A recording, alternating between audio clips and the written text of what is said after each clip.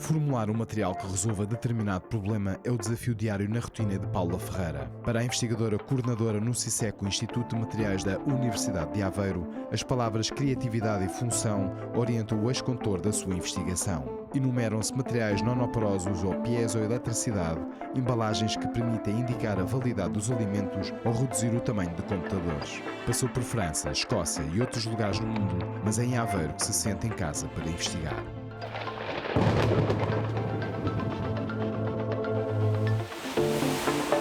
ScienceCast, uma conversa com ciência. Sejam bem-vindos ao ScienceCast, uma conversa com ciência. O meu nome é Mónica Ribau e, para variar, trazemos mais uma vez um grande investigador e cientista para estar à conversa connosco. Paula, obrigada por estar aqui presente connosco. Mónica.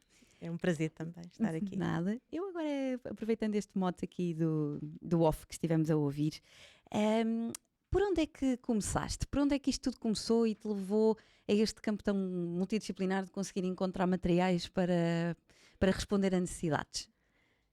Bem, eu posso dizer que foi um bocadinho, talvez sem querer, vamos começar assim. Ok, são as Ou melhores seja, histórias. eu queria muito fazer química, estudar química, portanto entrei na universidade realmente com esse intuito, no curso que eu quis, e gostei muito. Pronto, dentro da minha licenciatura fiz um ano Erasmus em Toulouse, depois a seguir fui fazer o estágio na Escócia, em Glasgow, e realmente estava a trabalhar no estudo de solos e águas poluídas por causa de uma empresa. E, portanto, a empresa queria saber o quanto aqueles solos podiam ou não libertar aqueles metais pesados para o ambiente e ser prejudicial. E eu gostei muito desse. Pronto, na realidade, eu fiz o meu último ano, era o estágio para a licenciatura em Portugal, correspondia ao mestrado em Glasgow.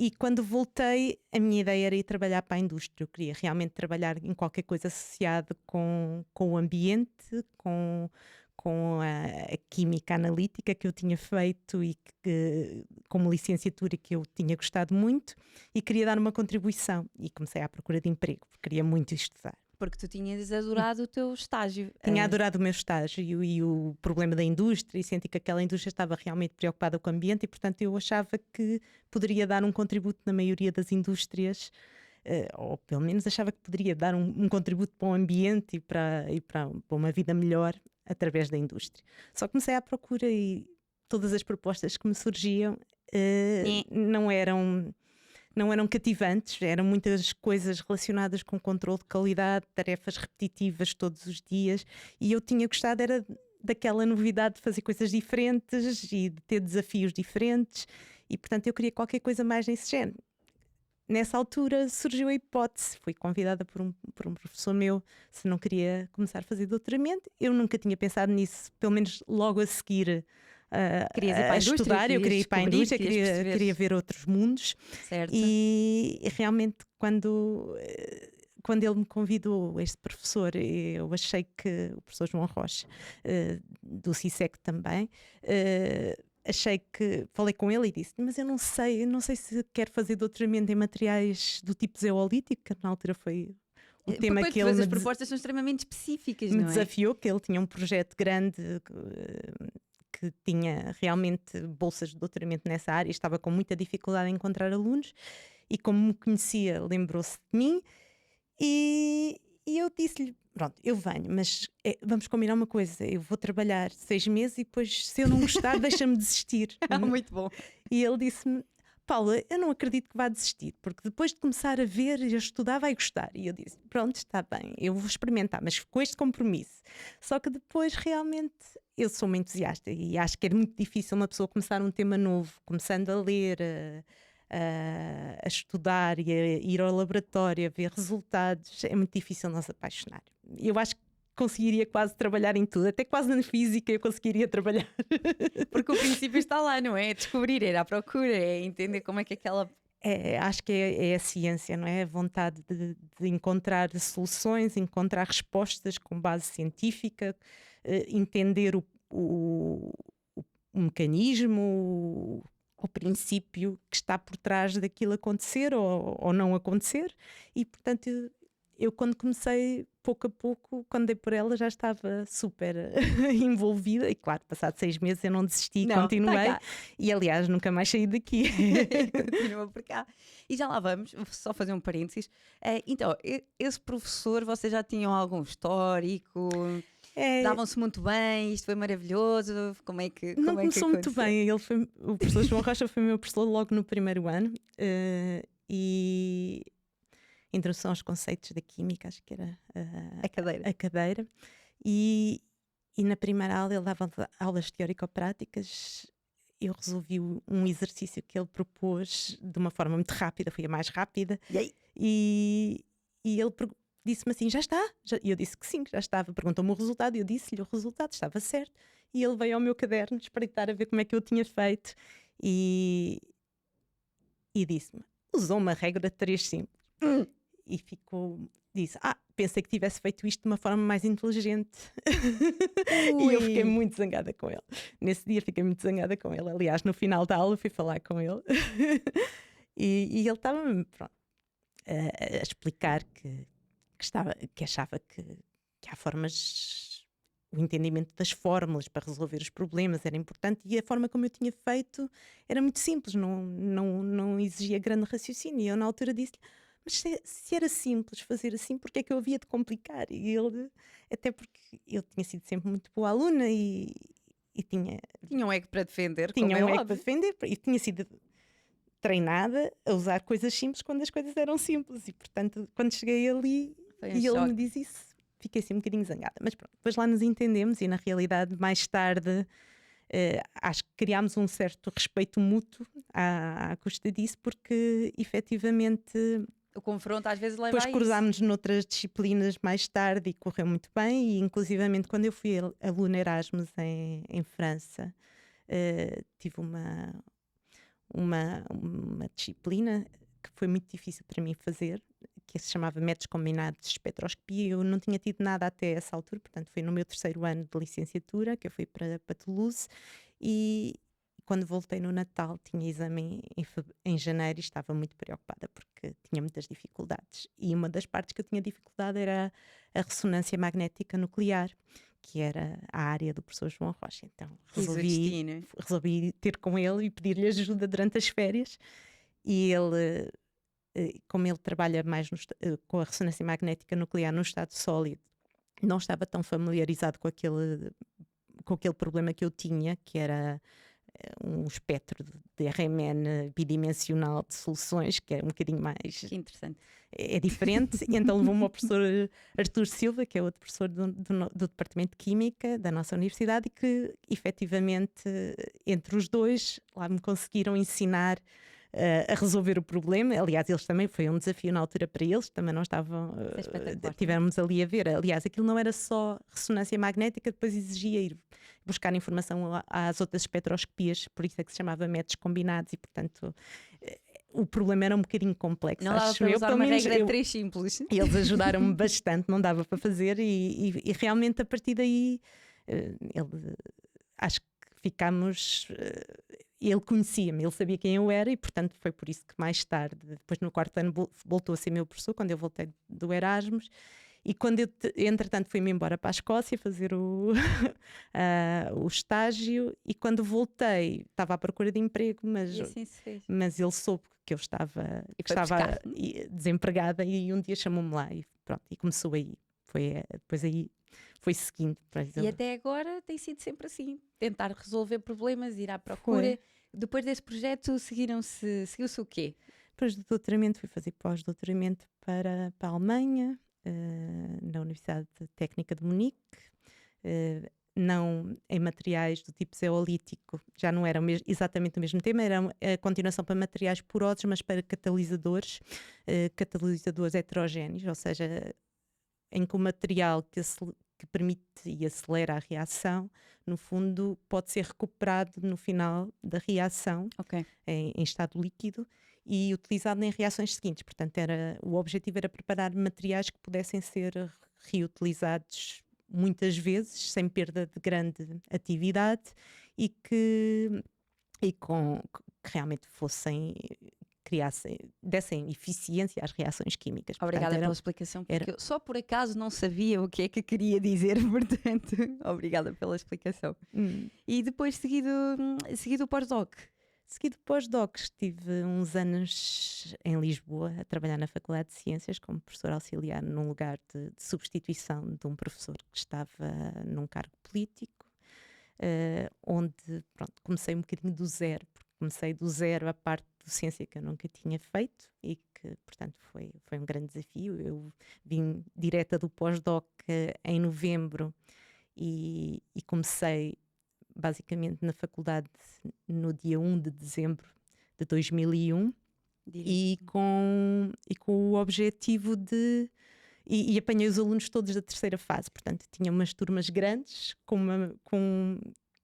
em temáticas, claro, iniciais da licenciatura em Química, mas que, fui apanhada um bocadinho desprevenida com essas cadeiras gerais, que eu já não falava algumas coisas há muito tempo e tive que preparar as disciplinas do zero, com a ajuda dos meus colegas, como é óbvio, mas foi um grande desafio. E também cheguei a uma faculdade que tinha acabado de mudar de instalações, portanto tinham laboratórios novos, mas praticamente ainda não havia grande estrutura montada. E as pessoas da Faculdade de Ciências, do Departamento de Química da Faculdade de Ciências, tinham estado muitos anos na Escola Politécnica, sem grandes condições laboratoriais, e portanto na altura eu tive mesmo que começar, mesmo eles não tinham grandes condições. Literalmente estava toda a gente a começar um bocadinho num novo edifício e com laboratórios que estavam praticamente despidos e que precisavam de ser montados. E a primeira coisa que eu fiz foi fazer projetos para a FCT, para ver se conseguia ganhar dinheiro para montar. Tive sorte, de certa forma. Acho que no primeiro projeto consegui logo, na primeira tentativa consegui logo ser. Pronto, se calhar não foi só sorte, foi também. Tinha uma boa equipa, acho que a ideia era gira e, portanto, no meio. Foi para a frente. O conjunto de todas estas variáveis correu bem e, portanto, eu tive o primeiro financiamento. O único defeito que teve, que é um bocadinho o defeito da FCT às vezes, é que eu tive o concurso foi em 2002, mas o dinheiro efetivamente só veio em 2004 e, portanto, demorei um bocadinho. Pois. Fiquei ali um bocadinho num impasse. Aliás, eu ainda concorri a um segundo projeto antes de ter o dinheiro do primeiro. E que também foi financiado. Mas 2 anos não é muito tempo. É muito tempo. E, portanto, finalmente, quando eu comecei a instalar o meu laboratório em janeiro de 2004, estava quase no fim do meu contrato. O meu contrato acabou em maio, porque foi quando o tal colega que eu estava a substituir regressou. Que lhe deve ter corrido muito bem, porque quando chegou já tinha um laboratório equipado. Ele trabalhava noutra área e tinha um grupo dele, apesar de tudo, que tinha estado a trabalhar nesses anos, paralelamente, não trabalhava nos mesmos tópicos que eu. De qualquer forma, o meu contrato terminou, entretanto, deu-se a minha candidatura ao lugar no CISECO, regresso a Aveiro, que só aconteceu depois em dezembro. Portanto, tive aqui um período que eu não estive desempregada, porque entretanto comecei a dar aulas na Academia da Força Aérea em Sintra e, portanto, esse semestre acabei por estar sempre a trabalhar. O primeiro semestre de 2004, 2005 e depois fui para Aveiro. Acaba e começa. E levei os 2 projetos que tinha entretanto que me permitiram que fossem transferidos para Aveiro. Então aí não se perdeu? Não se perdeu, foi só pena. Acho que Lisboa poderia ter sido uma melhor experiência se o dinheiro tivesse chegado um bocadinho mais cedo. Claro. Melhor experiência do ponto de vista de investigação. Entenda-se. E depois eu gostei de estar cá. É FCT, só deixar o recadinho, sem sempre pagar horas, tempo e horas para os investigadores conseguirem. Às vezes demora um bocadinho. É uma pena esta parte da demora, só para, não sei se posso só acrescentar aqui, que é, muitas vezes nós temos ideias que são inovadoras, são novas e que ficam um bocadinho à espera de começar por causa do dinheiro e quando começam às vezes já perderam um bocadinho daquela possibilidade de inovação que poderiam ter quando nós fazemos as candidaturas aos projetos. Porque são 2 tempos diferentes, não é? São. o meio académico e científico e tecnologia é um meio que está em constante mudança, em constante evolução. Exatamente. 2 anos é uma eternidade. No financiamento pode não ser assim tanto, mas para a investigação 2 anos é muito tempo. Às vezes quando se começa sente-se que algumas coisas, isto já vai ser interessante, mas já não vai ser tão interessante como poderia ter sido se tivesse, ou pelo menos tão novo, tão tchan-tchan. Sim, que é o que dá brilho e é o que dá a genica aos empreendedores e aos investigadores para começar e para se atirarem de cabeça, não é? E a continuidade desses projetos depois na Universidade de Aveiro deram os seus frutos? Deram, até foi interessante porque pronto, era o desenho era continuar um bocadinho na área da catálise, um bocadinho dentro da experiência que eu já tinha tido na Alemanha, e portanto era desenvolver novos catalisadores, mas aqui a partir de argilas naturais e tentar que fossem materiais mais, de alguma forma, mais sustentáveis. Essa palavra andou sempre acompanhada, já era uma coisa que querias fazer na parte da indústria quando Exatamente. começaste e continua sempre a ser o mote do teu trabalho. Porque era um bocadinho o desenvolvimento a partir de materiais, argilas, que eram, na altura usámos umas argilas de Porto Santo, que um dos colegas que estava no projeto já trabalhava e portanto foi das argilas que nós utilizámos nesse projeto e que eram recolhidas, portanto é terra, nós pegámos na terra e depois modificávamos com alguns químicos, como é óbvio, mas tentando que fossem os tais materiais que pudessem ser usados muitas vezes e que mantivessem a sua funcionalidade, neste caso na tal reação catalítica. E esse continuou mais ou menos como estava delineado desde o início. O outro projeto, que era um projeto em materiais porosos, na realidade eu comecei com o professor João Rocha nos tais materiais do tipo zeolítico em materiais porosos, mas com poros pequeninos. Depois, entretanto, quando passei para os catalisadores heterogéneos, passámos para poros um bocadinho maiores, que era para ter a função do catalisador e termos espaço para entrarem moléculas lá dentro, para fazer a tal, para sofrerem a reação e depois saírem e libertarem o material. São umas esponjas muito pequeninas para as pessoas terem noção. Sim, esponjas. Esponjas muito pequeninas. E Sim. depois vocês trabalham o material para conseguir haver substituição ou eliminação ou transferência de alguma coisa.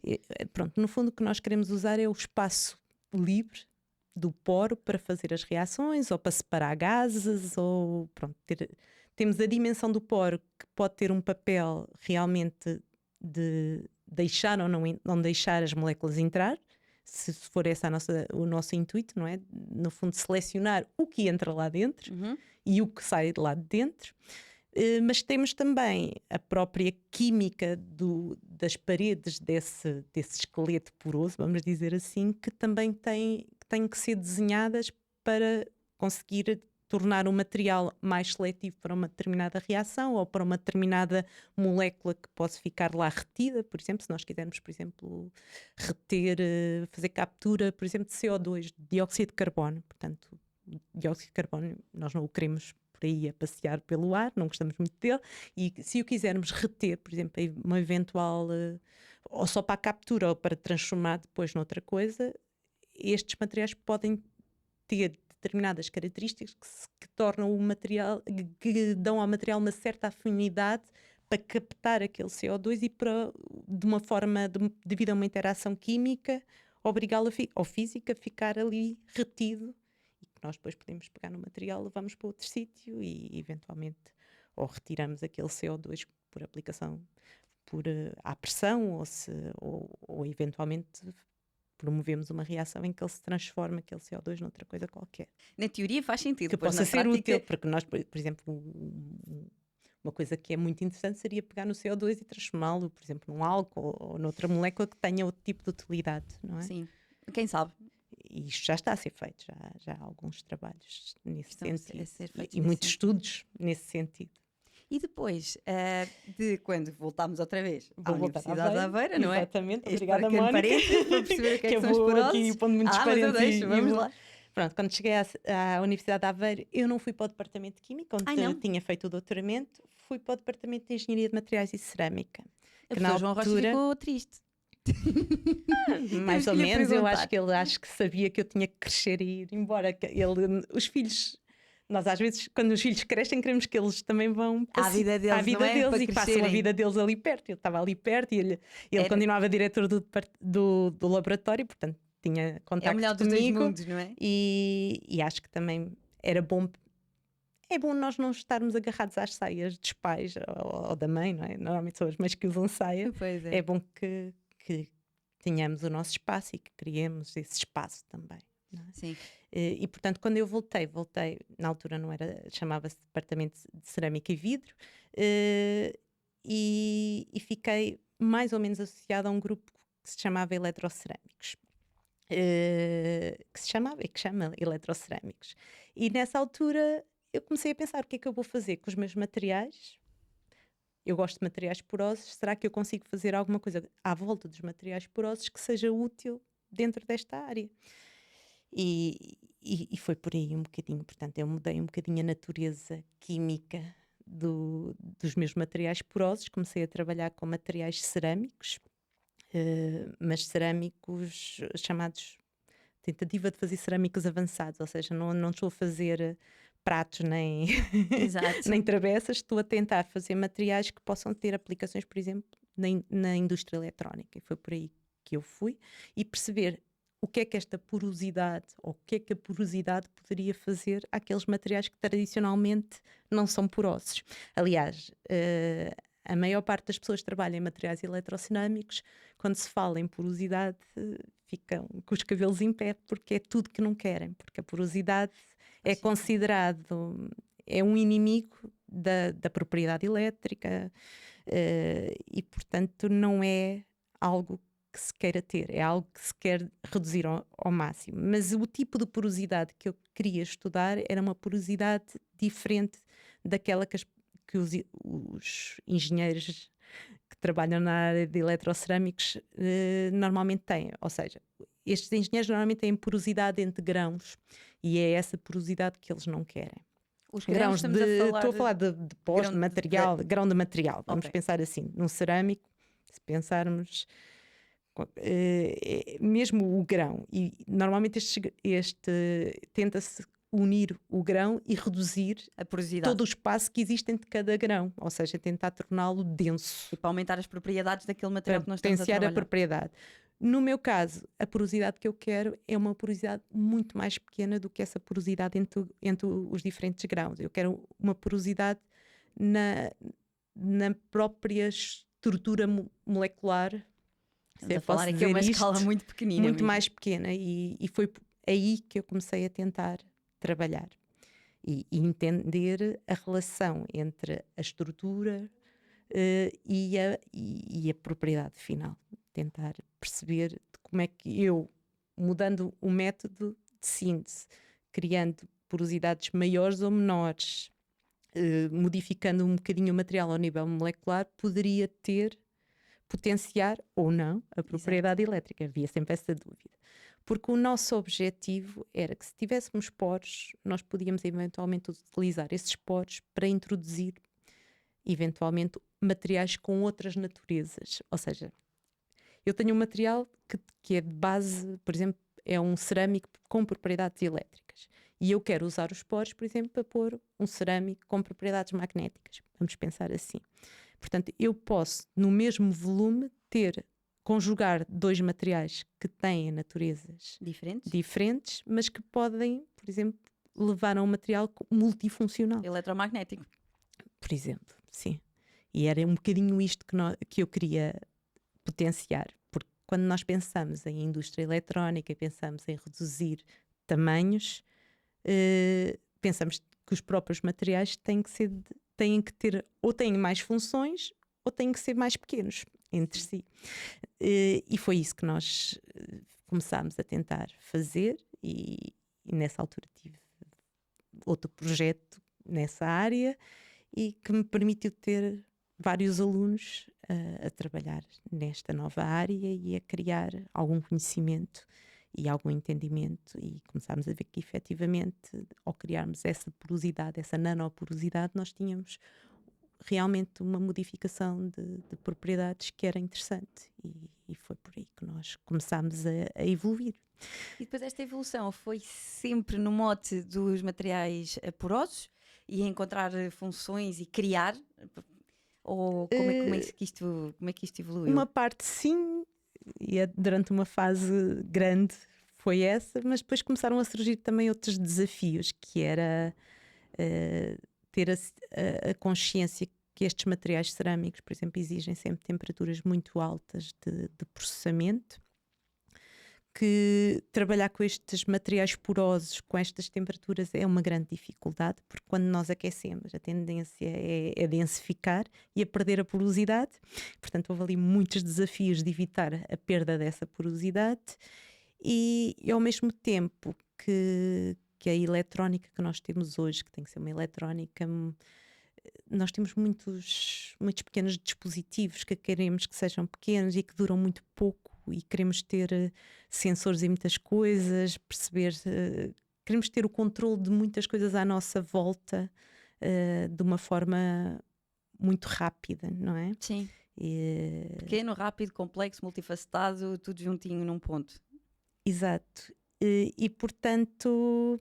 É preciso materiais para isto. Precisamos de materiais que, por um lado, sejam sustentáveis, e portanto lá vem a sustentabilidade outra vez. Sim. E precisamos de materiais que possam ser facilmente descartados também e substituídos, sem deixar uma pegada muito grande no nosso ambiente. E neste momento nós temos um grande problema de lixos eletrónicos, e portanto a partir desse mote começámos a pensar em novas soluções que não exigissem nem tanta energia no seu fabrico, nem que ficassem obrigatoriamente para muito tempo no ambiente.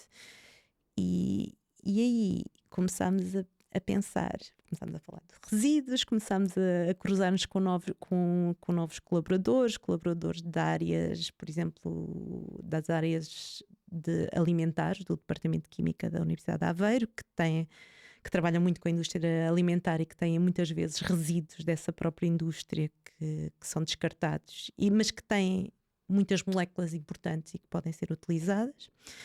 E no meio disso surgiram novas ideias cruzadas com a literatura, com o conhecimento que já existe, nomeadamente há alguns artigos por exemplo, de 1950, a partir de 1950, em que se descreve propriedades elétricas, nomeadamente piezoelétricas, que é uma propriedade que a certa altura me começou a interessar muito, que é ter uma resposta a um estímulo mecânico, uma resposta elétrica que resulta de um estímulo mecânico, por exemplo. Há uma vibração, e se eu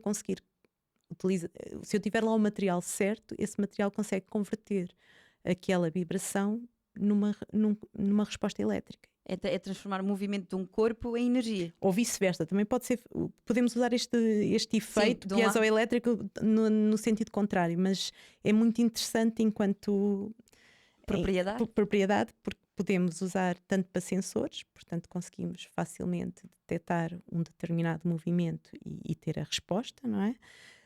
Por exemplo, se quiser, poderia ser uma forma por exemplo, de medir as nossas pulsações, não é?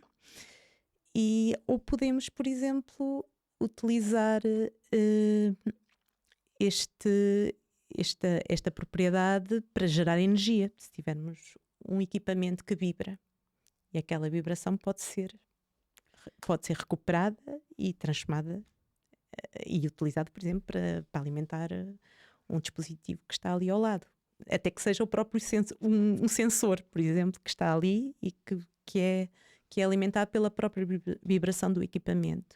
Porque estamos a falar de escalas pequeninas. Por exemplo, um material que consiga registar o movimento de um corpo pode ser utilizado em termos terapêuticos, por exemplo? Sim, podemos. Não é necessariamente só para escalas pequeninas, mas pronto, eu estou especialmente interessada nessa escala pequenina, mas, por exemplo, para as aplicações biomédicas, acho que seria muito interessante ter materiais para que sejam realmente utilizados e possam ser substituídos muito rapidamente se for necessário. Por exemplo, para quê? Para um músculo? Por exemplo, para estimular músculos. Uma das ideias que nos surgiu, e tenho uma aluna de doutoramento neste momento a trabalhar nisto, é quando uma pessoa, por exemplo, tem uma fratura e está imobilizada durante bastante tempo com gesso e não consegue fazer qualquer tipo de movimento, nós podemos manter o estímulo daquele membro através de um material piezoelétrico. E, portanto, desta forma, tentar que a pessoa ao final do mês, quando tira o gesso, ou um mês e meio, o músculo não perdeu completamente a sua função e não perdeu grande massa muscular e facilmente pode ser recuperado. Essas são algumas das nossas ideias neste momento e por isso, e agora voltando atrás, que há bocado perdi-me aqui um bocadinho no caminho, pegando nos tais artigos antigos em que falavam que tanto a madeira como o osso, como alguns polímeros extraídos, por exemplo, da casca dos crustáceos, tinham propriedades piezoelétricas. E a partir daí nós começámos a tentar e pegar nestes resíduos, por exemplo, nas cascas de caranguejo, tentar extrair a quitina, transformar em quitosana e perceber que é o polímero que tem a capacidade de formar filmes, que é derivado dessa quitina que é extraída das cascas, e começarmos a tentar desenvolver materiais flexíveis que sejam muito sensíveis a pequenos movimentos e que sejam facilmente manuseados e que pudessem ser utilizados para fazer estes dispositivos piezoelétricos. E é aí que nós temos estado a trabalhar bastante. Temos neste momento não só essa aluna a trabalhar com a quitosana, mas temos também outros estudos à volta por exemplo, da celulose também, ou então, por exemplo, com amido, mas aí com amido recuperado, por exemplo, das cascas de batata, mas aí como o amido não tem, em princípio, grandes propriedades piezoelétricas, por aquilo que nós conhecemos da literatura, estamos a tentar utilizá-lo como o material base para onde incorporamos partículas que tenham essas propriedades e tentar perceber se conseguimos conciliar os dois materiais, garantindo a flexibilidade do amido e a forma de processamento, porque o amido tem uma grande vantagem, é um polímero que é extraído, por exemplo, das batatas, Sim. mas também pode ser extraído do arroz ou de outros alimentos. O nosso objetivo nós, por exemplo, temos estado a extrair das cascas e das águas de lavagem de uma indústria da batata frita, portanto, espetacular. Aproveitamos aquelas águas que eles usam para lavar a batata, para descascar a batata e mesmo a água inerente ao equipamento, por exemplo, de corte da batata frita.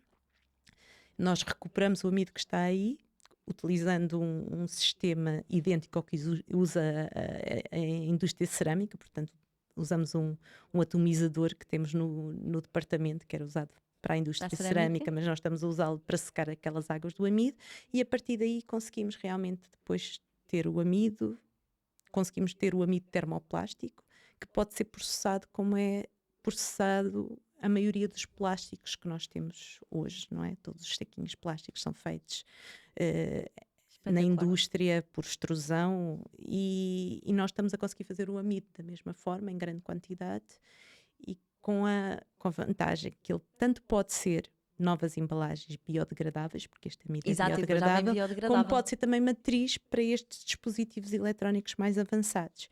E no meio disto tudo surgiu ainda a ideia de fazer embalagens alimentares que tenham também a capacidade não só de participar na preservação do alimento, mas também de nos dar informação ao consumidor do estado em que aquele alimento está. Isso é espetacular. Ou seja, juntar alguns sensores em que nós conseguimos, por exemplo, detectar alguns metabolitos resultantes da degradação do alimento e perceber se já está em concentrações suficientemente elevadas para serem prejudiciais ao consumidor ou se não.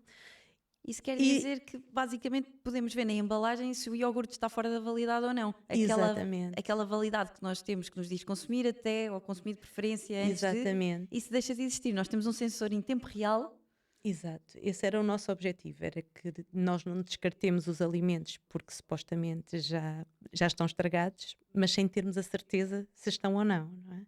A ideia é que a pessoa tenha Espetacular. realmente a certeza se o alimento está em condições. E nós sabemos, acho que poucas pessoas já. Deve haver poucas Acreditam. pessoas que não comeram um iogurte fora de prazo. Eu já comi vários iogurtes fora de prazo. Só quando eles dia estão tive assim. uma amiga que me disse: eu já comi um iogurte um mês depois do prazo e estava bom. E eu acredito que esteja, Sim. porque efetivamente o iogurte é um produto que aguenta, desde que seja mantido dentro das condições de refrigeração adequadas, bastante Fechado. tempo. Mas infelizmente nós devemos deitar Sim. uma Há muito grande desperdício. quantidade de iogurtes fora por não termos a certeza. E o nosso objetivo era realmente termos essa certeza e conseguirmos dar essa certeza ao consumidor. Então quer dizer que continuas a trabalhar com a indústria. Há aqui muita capacidade de. É, depois voltamos à indústria cada vez Não é? mais, porque efetivamente nos últimos anos temos sido muito procurados. Há muitos projetos, nessas áreas, juntamente com a indústria, para resolver problemas reais. E essa parte tem sido muito interessante, porque nós temos descoberto coisas que já tínhamos visto, que já tínhamos investigado do ponto de vista académico, de ganhar conhecimento, mas que às vezes não conseguíamos ter a noção se eram úteis ou não para a indústria. E agora a indústria chega-nos com um problema e nós pensamos, aquela coisa que um dia vi e que investiguei, se calhar é interessante para resolver isto, mas precisamos de alterar isto ou aquilo. Pronto. Temos que ter alguma imaginação, alguma criatividade, como eu costumo dizer, Exato. mas ajuda-nos muito a falar com a indústria nesse sentido. Às vezes a indústria ainda não sabe muito bem o que é que nos há de pedir, mas às vezes quando nos sentamos e começamos a conversar e eles começam, às vezes temos este problema e depois aquele e não sei o quê, para eles parecem coisas que estão fechadas e que não vão conseguir resolver e nem se lembram que nós eventualmente Porque para eles não há podemos, solução. para Ponto. eles acham que é um problema deles e mais tarde ou mais cedo esquecem ou encontram uma solução por acaso. Para nós são conversas muito úteis, porque é nesse momento que nós pensamos aquilo que eu investiguei, e na altura até investiguei com um objetivo X, E não deu. pode ter interesse ali. É uma visão completamente diferente, mas nós não tínhamos pensado nela porque às vezes também não temos essa noção dos problemas práticos. E eu acho que é muito bom trabalhar com a indústria nesse sentido. E quando a indústria consegue mesmo interligar-se connosco e ter uma boa relação, acho que conseguimos ir muito, muito além, porque conseguimos experimentar as coisas na fábrica, às vezes numa escala um bocadinho superior, e realmente temos uma noção efetiva se as coisas funcionam ou se precisam de alguma modificação, e isso é muito bom. Então acabaste por ficar por Aveiro. Foi. Para trabalhar com o setor industrial, inovação, com a academia por lá, mas ao mesmo tempo tiveste um percurso académico que foste para imensos sítios e estiveste fora muito tempo. E também passaste por Lisboa e depois voltaste para Aveiro outra vez. Sim. Gostas de ser investigadora em Aveiro, em casa, ou gostavas de ir para fora? Como é que tu fazes essa gestão de estar de tempo fora, de tempo Essa é uma boa pergunta, Mónica. É sem dúvida uma boa pergunta. Eu gosto muito de Aveiro. A vida em Aveiro é muito boa. Gosto muito da nossa universidade, gosto muito do CISEC porque acho que temos uma cidade suficientemente grande para conseguirmos fazer trabalhar, mas ao mesmo tempo é confortável, tem a vantagem que nós podemos chegar facilmente a pé a todo o sítio, o próprio campus é muito agradável e portanto acho que é muito bom. Relativamente a fazer ciências noutros sítios, eu gosto muito de ir fora. Eu fui aluna Erasmus, como disse há bocado, em Toulouse, depois estive em Glasgow, depois fui para Munique e depois tenho muitas relações tenho muitos colaboradores fora e gosto muito de ir visitá-los e estar lá uma temporada. Acho que se aprende muito, partilha-se muito e é muito útil. Agora, eu sinto que tenho que voltar a Aveiro. Quer dizer, Aveiro é mais a Portugal, mas pronto. Aveiro, Portugal, não é? Aveiro porque Sim. é a minha cidade e gosto muito e porque acho que é a cidade ideal para viver, muito mais confortável do que Lisboa. Desculpem, pessoal de Lisboa, mas é assim. Para mim, pelo menos. Mas eu aqui sinto que pertenço ao sítio, sinto que tenho opinião política, consigo relacionar melhor as coisas.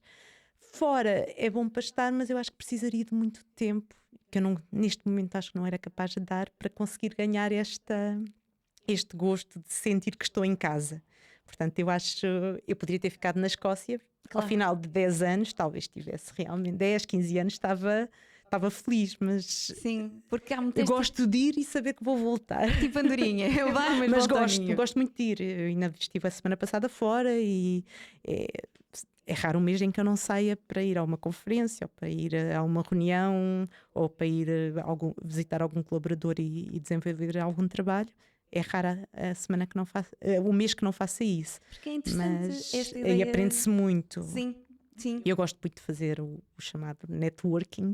Acho que é muito bom e acho que é uma das grandes vantagens que nós temos agora com os projetos europeus, as ações, nomeadamente as ações COST, que nos dão a oportunidade de fazer muitas destas trocas e destas partilhas e colaborações com gente de toda a parte. Não é só a Europa, porque atualmente também podemos ter sempre colaboradores de outros países, como a Austrália, os Estados Unidos, a participar nestes projetos e, portanto, há sempre muita troca e muita partilha e aprende-se muito e acho que também se ganha muitas ideias novas e é bom sair nesse sentido.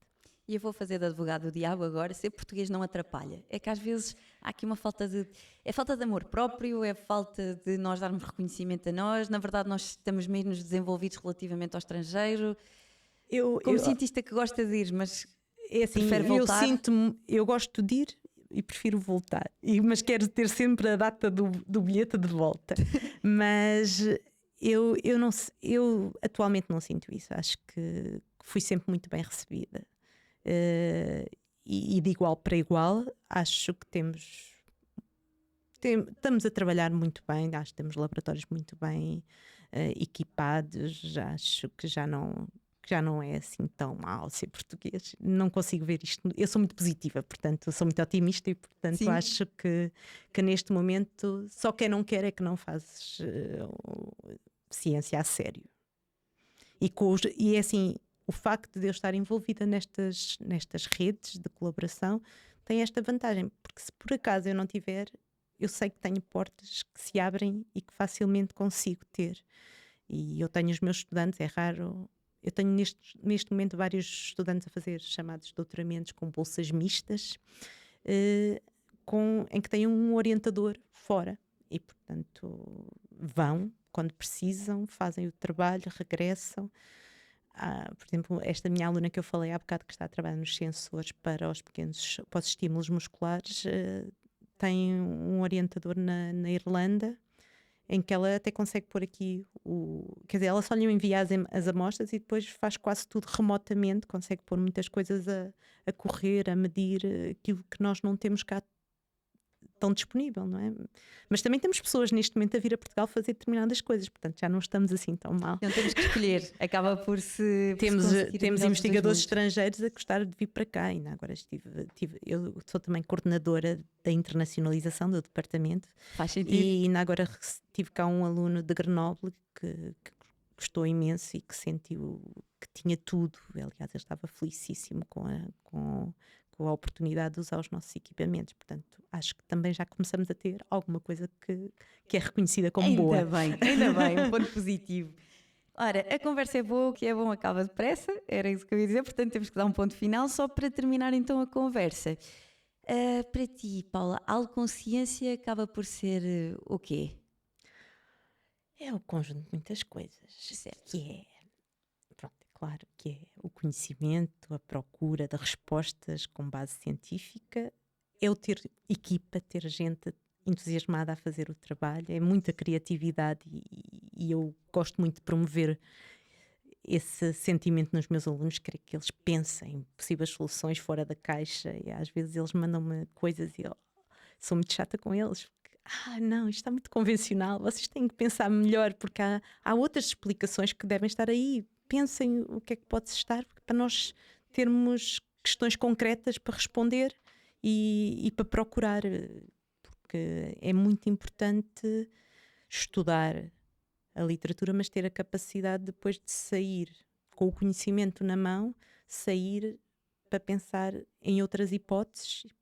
Nós temos sempre que colocar hipóteses, nós vivemos as nossas vidas a colocar hipóteses para depois procurar a resposta. Exato. E para verificar, e é isto que eu acho que a ciência é isto, não se faz sozinho, faz-se em conjunto, com equipa, e eu aprendo sempre, aprendo muito com os meus alunos novos, aprendo quando estou a dar aulas, porque efetivamente é um momento em que nós pomos as questões todas na mesa e que nos obriga a pensar e a procurar as respostas, seja no laboratório, fazendo as experiências necessárias para encontrar respostas e pronto. E quando nós trabalhamos em materiais funcionais e queremos conjugar as várias vertentes, a sustentabilidade, o máximo de funções, garantir a eficiência e a resposta que pretendemos, temos que estar sempre a pensar de formas diferentes, de uma forma criativas